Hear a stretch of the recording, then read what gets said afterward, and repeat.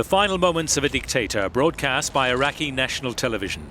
Saddam Hussein ruled his people with an iron fist after becoming president in 1979, before being toppled by a US-led invasion in 2003. A special court sentenced the dictator to hang. One of his crimes was the massacre of Kurds in Halabja in 1988. An estimated 5,000 perished when the city was bombed with chemical weapons. He was executed in December 2006. I don't think that the execution per se is the reason why the society is so vulnerable today in terms of security, but also in terms of political stability. Even if Saddam Hussein had not been executed, we would be today in a situation very similar to that.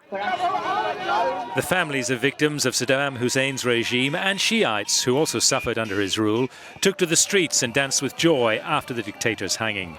The US military said it had no part in the execution.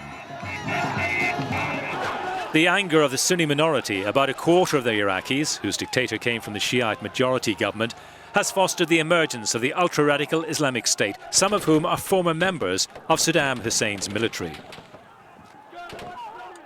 I also think that a large proportion of the population, which is now in the Sunni triangle, under the attack of various militias, Shia militia, Kurdish troops, even Turkish groups, they are looking at the Islamic State as in a more positive way than they would have done before.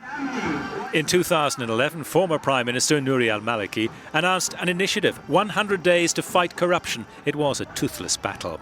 The young Iraqi democracy, which was a dream of the American administration, failed to put an end to corruption and nepotism. By 2015, Iraq was ranked 161st out of 168 in the Global Barometer of Corruption, established by the NGO Transparency International. A lot of people in Iraq today look at the stability that the regime of Saddam Hussein produced with nostalgia in comparison to the chaos that they're facing today. But that doesn't mean, of course, that doesn't mean that Iraq cannot have a better government. It doesn't mean that Iraq is destined to be either, a failed democracy. 10 years after the execution of Saddam Hussein, the country is stifled by bureaucracy, conflicts and corruption.